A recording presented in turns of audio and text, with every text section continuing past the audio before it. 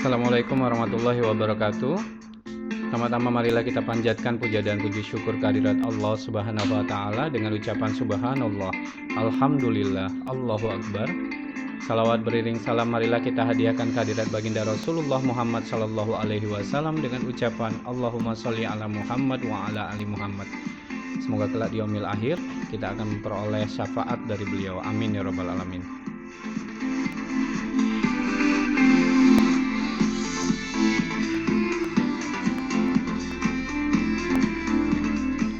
Baik, selamat datang kepada seluruh rekan-rekan mahasiswa dan mahasiswi semuanya. Selamat datang dalam pertemuan ke-6 mata kuliah Etika Bisnis dan Etika Profesi. Pada minggu ini, materi yang akan dihadirkan adalah iklim etika dan organisasi berintegritas.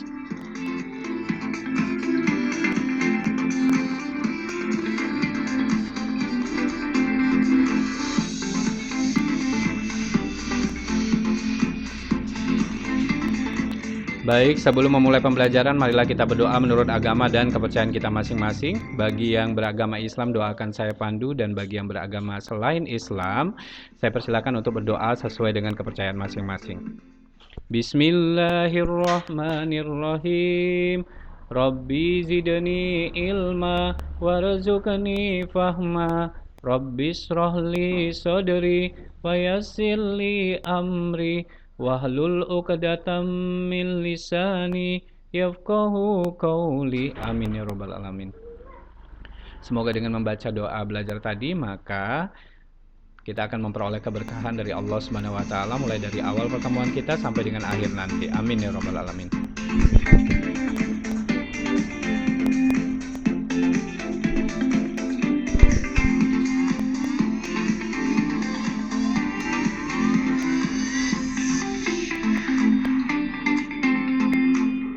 Baik, agenda kita pada hari ini ada 5.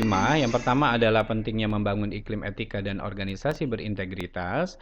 Yang kedua adalah keterbatasan program compliance. Yang ketiga adalah integritas sebagai tata kelola etika. Yang keempat, program integritas yang efektif. Dan dampak organisasi yang berintegritas terhadap akuntan profesional.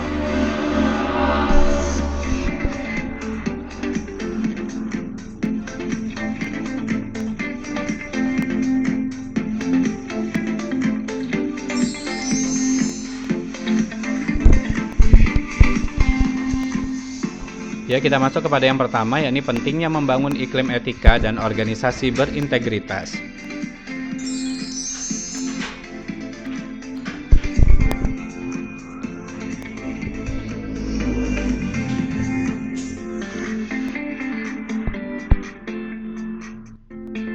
Banyak pimpinan organisasi dan perusahaan yang beranggapan bahwa permasalahan etika merupakan permasalahan individual.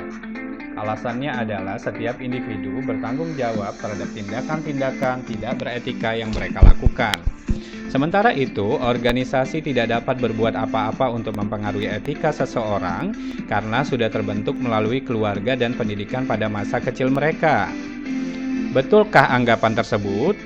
Untuk membuktikan anggapan tersebut benar atau tidak, maka kita hadirkan contoh kasus, yakni yang pertama adalah kasus Gayus Tambunan dari Direktorat Jenderal Pajak dan kasus Melindadi dari Citibank.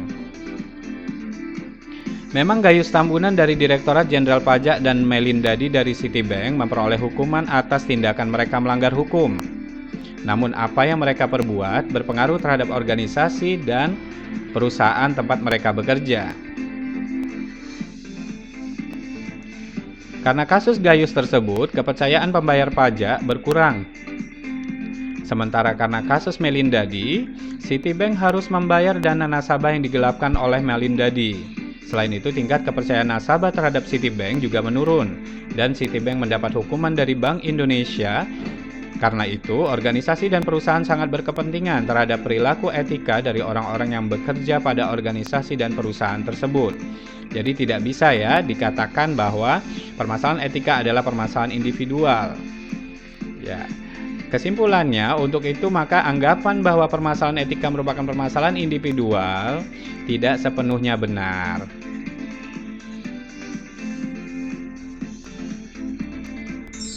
Masih kepada pentingnya membangun iklim etika dan organisasi berintegritas. Ternyata organisasi juga dapat mempengaruhi perilaku seseorang.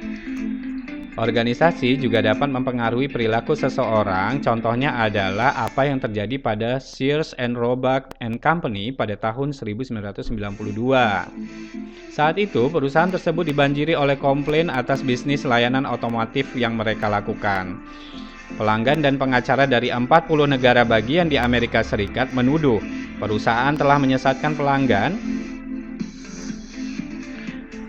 dengan menjual suku cadang yang belum perlu diganti. Jadi belum perlu diganti, namun mereka jual seakan-akan suku cadang itu sudah tidak bagus lagi dan harus diganti.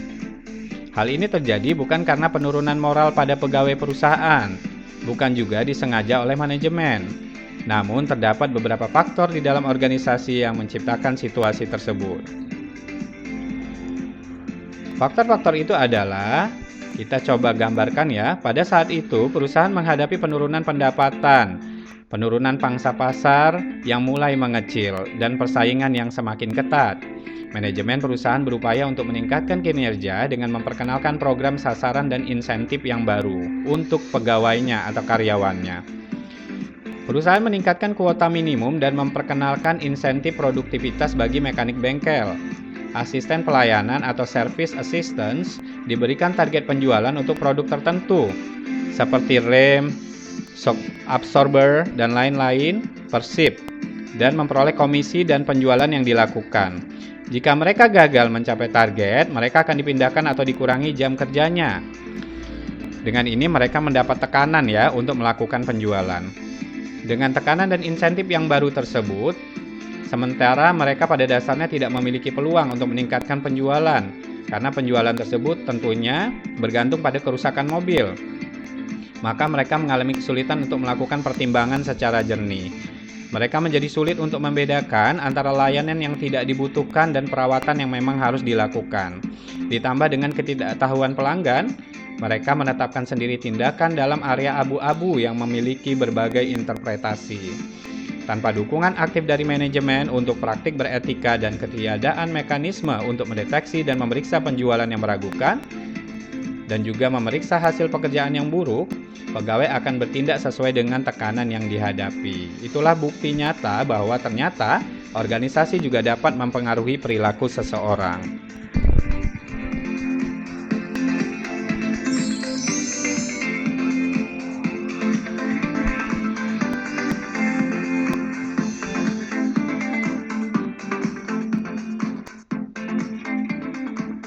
Resiko menghadapi kasus hukum akibat tindakan yang dilakukan oleh pegawainya yang melanggar hukum tanpa terdeteksi berdampak pada konsekuensi biaya yang signifikan dan mungkin juga kehilangan nama baik dan kepercayaan dari pelanggannya. Resiko ini menyebabkan banyak organisasi perusahaan yang menyadari pentingnya etika organisasi.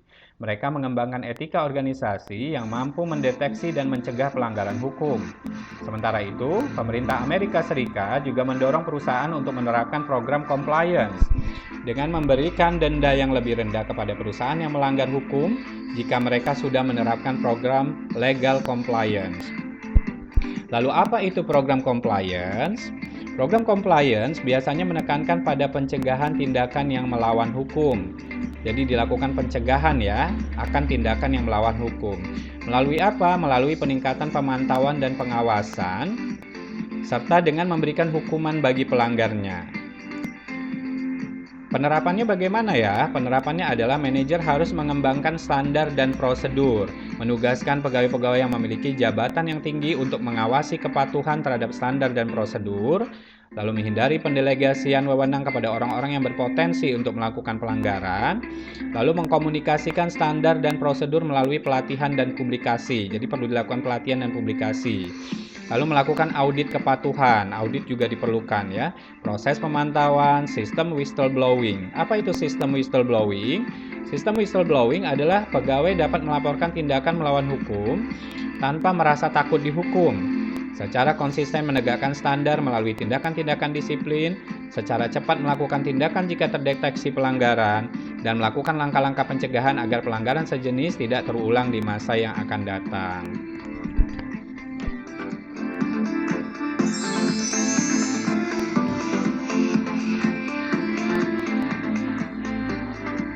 Selayaknya sebuah program tentunya memiliki keterbatasan. Begitu pula dengan keterbatasan akan program compliance ini.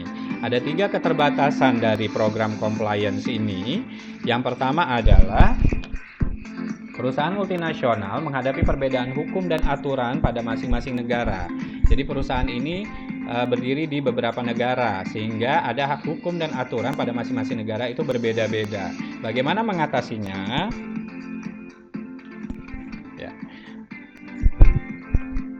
Mengatasinya adalah dengan menerapkan standar yang tertinggi dari hukum-hukum yang ada di suatu negara. Contoh misalkan perusahaan ini berdiri di 5 negara, kemudian ternyata hukum dan aturan pada negara ketiga, ya saya tidak perlu sebut negaranya, negara yang ketiga ternyata lebih tinggi daripada negara-negara yang lainnya, sehingga dipilihlah hukum tersebut untuk diterapkan di seluruh negara untuk menjadi hukum dan aturan yang perlu ditetapkan dalam program compliance mereka ini. Sehingga dengan maksud apa?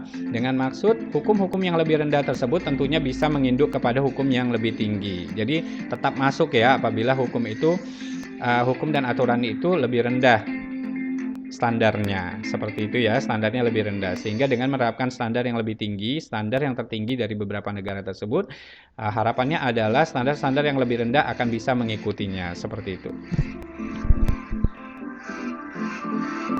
Lalu yang kedua adalah program ini menekankan kepada pemberian ancaman deteksi dan hukuman. Ya. Selalu menekankan kepada pemberian ancaman deteksi dan hukuman untuk mendorong perilaku agar menaati hukum. Pendekatan ini mengasumsikan bahwa manusia lebih memperhatikan untung rugi pada suatu pilihan daripada pertimbangan moral. Padahal pada dasarnya ya, tidak semua manusia bersifat begitu ya. Sebagian merasa memiliki kewajiban untuk menaati hukum. Ya, tidak semuanya hanya memperhatikan untung rugi.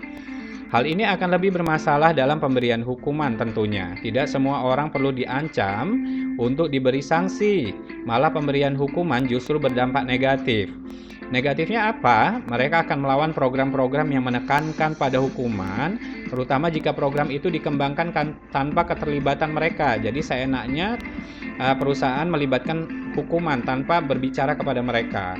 Atau jika standar dianggap terlalu tinggi dan sulit untuk dicapai. Jadi ada beberapa perusahaan-perusahaan yang menerapkan program compliance dengan standar yang terlalu tinggi sehingga karyawannya merasa tertekan ya, seperti itu. Lalu yang ketiga adalah tidak mendorong terciptanya imajinasi moral dan komitmen. Keterbatasan utama dari program compliance ini adalah keterbatasan yang ketiga ini ya. Jadi program ini cenderung untuk tidak mendorong terciptanya imajinasi moral atau komitmen. Maksudnya bagaimana ya? Maksudnya adalah hukum tidak dimaksudkan untuk menginspirasi manusia untuk melakukan hal terbaik atau melakukan perbedaan. Misalkan mereka melakukan imajinasi pembaharuan yang lebih modern mungkin ya karena zamannya, tetapi itu tidak diizinkan di sini. Lalu, program ini bukan pedoman perilaku keteladanan atau bahkan untuk praktik-praktik yang baik. Seperti itu ya kira-kira. Baik, kita masuk yang ketiga, yakni integritas sebagai tata kelola etika.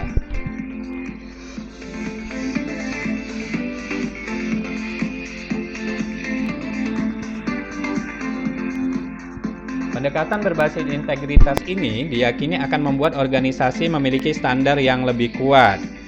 Jika program compliance berakar pada upaya untuk menghindari pelanggaran hukum, maka program integritas berbasis konsep pengelolaan sendiri atau self-governance berdasarkan sekumpulan prinsip. Dari perspektif integritas, tugas dari manajemen etika adalah untuk mendefinisikan dan menghidupkan nilai-nilai organisasi, untuk menciptakan lingkungan yang mendukung perilaku yang beretika baik, dan untuk menanamkan rasa akuntabilitas bersama di antara pegawai. Pada pendekatan integritas, konsep etika yang disepakati oleh anggota organisasi merupakan kekuatan utama ya dari organisasi tersebut. Nilai-nilai etika akan mempertajam upaya pencarian kesempatan, perancangan sistem organisasi, dan proses pengambilan keputusan yang digunakan oleh individu dan kelompok. Nilai-nilai etika akan memberikan kerangka acuan yang sama dalam organisasi dan berfungsi sebagai kekuatan untuk mempersatukan organisasi dari fungsi yang berbeda, bisnis yang berbeda, dan kelompok pegawai yang berbeda. Lalu, pendekatan organisasi yang berintegritas ini ternyata lebih luas, lebih dalam, dan lebih sulit dari program compliance yang sebelumnya. Dikatakan lebih luas karena pendekatan ini berupaya untuk memungkinkan terciptanya perilaku yang bertanggung jawab. Lebih dalam karena mencakup etos atau etika dan sistem operasi dari organisasi dan anggota-anggotanya, nilai-nilai yang mereka pedomani, cara berpikir, dan berperilaku. Lebih sulit karena membutuhkan upaya secara aktif untuk mendefinisikan tanggung jawab dan aspirasi yang menjadi bagian dari pedoman etika organisasi. Ya, jadi lebih luas, lebih dalam, dan lebih rumit.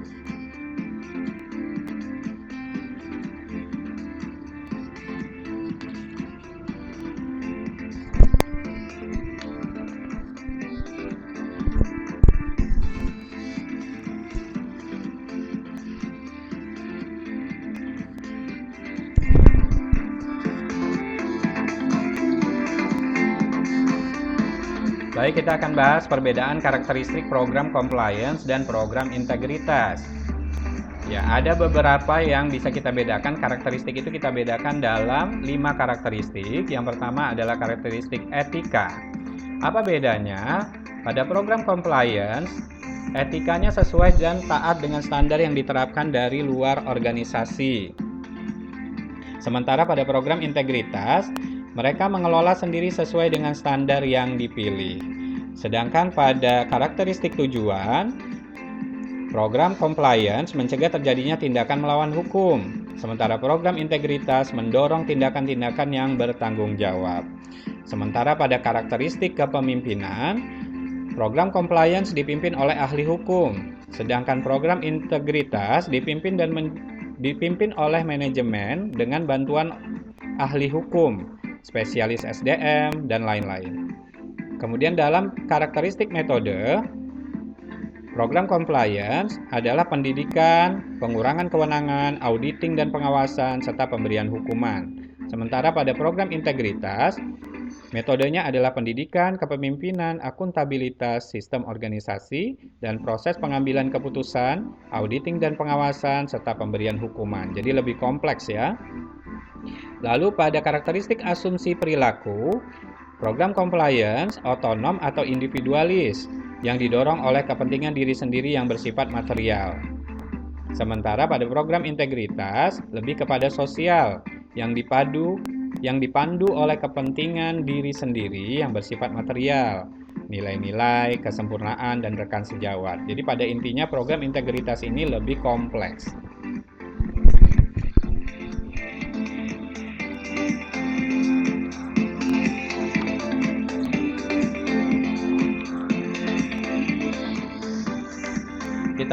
Kita lihat lagi perbedaan dari implementasi kedua program ini.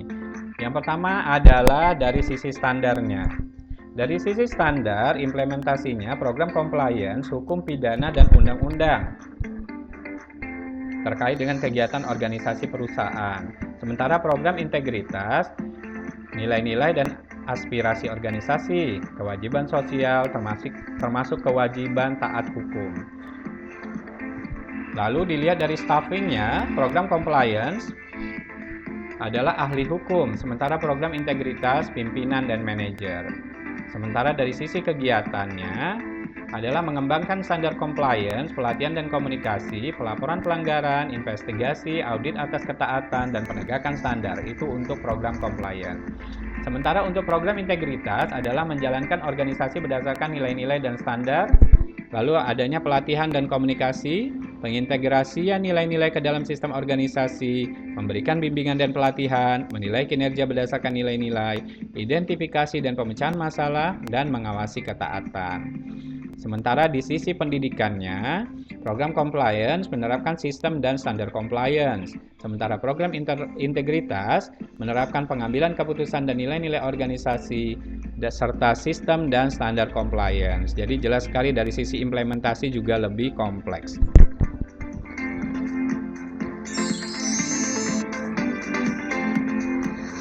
Baik, kita masuk kepada yang keempat, yakni program integritas yang efektif.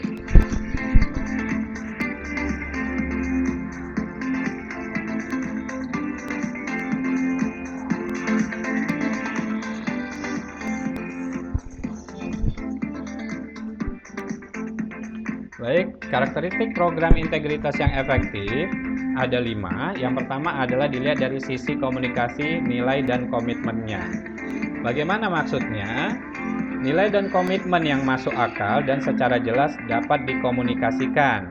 Nilai dan komitmen mencerminkan kewajiban organisasi dan aspirasi yang dimiliki secara luas yang menyentuh seluruh anggota organisasi.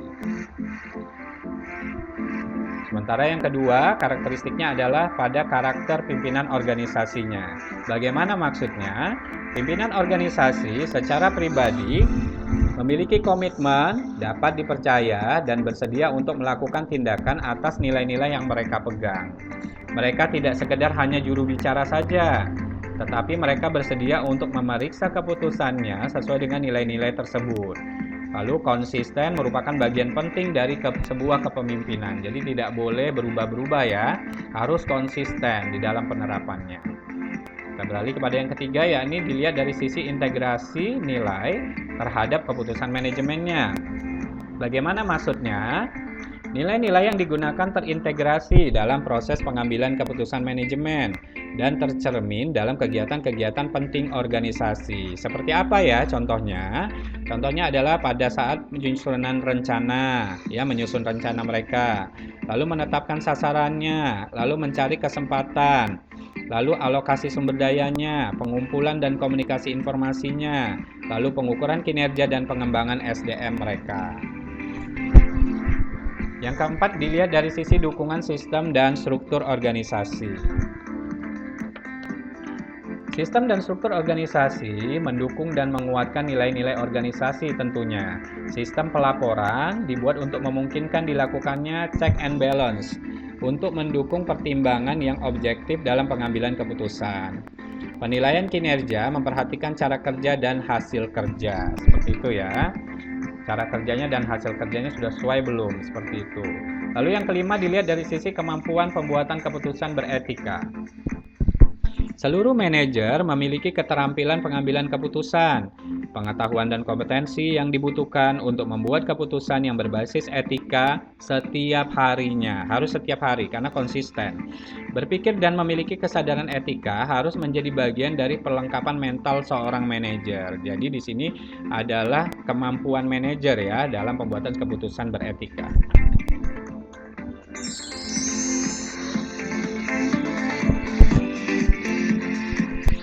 Masuk kepada yang kelima, yakni dampak organisasi berintegritas terhadap akuntan profesional.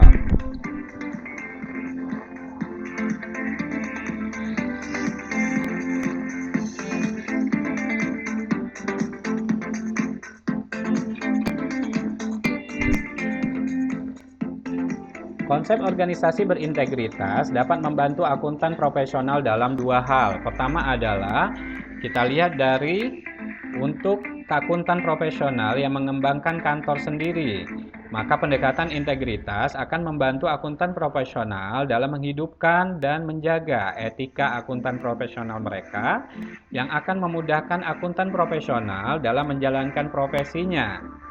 Selain itu, akuntan profesional dapat melakukan penilaian terhadap integritas organisasi dari kliennya dalam menilai resiko yang akan mereka hadapi.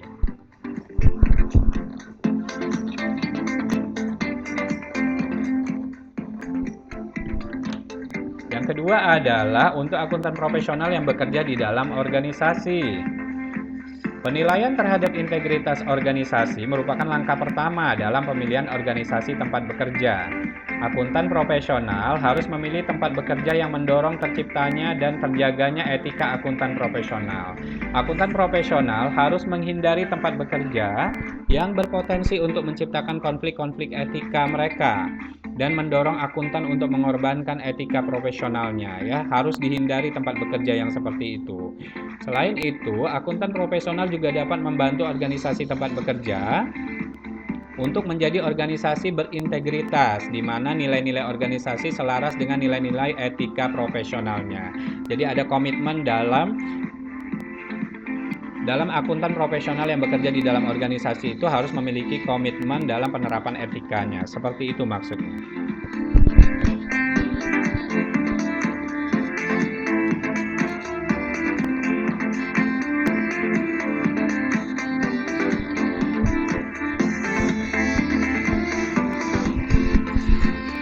Baik, dengan demikian maka berakhirlah pembelajaran kita pada hari ini. Terima kasih banyak saya ucapkan kepada seluruh rekan-rekan semuanya atas segala kesempatan yang diberikan. Baik, untuk menutup perjumpaan kita pada hari ini, marilah kita menutup dengan doa kafaratul majelis. Bagi yang beragama selain Islam, silakan berdoa menurut kepercayaannya. Dan bagi yang beragama Islam, doa akan saya pandu. Bismillahirrahmanirrahim.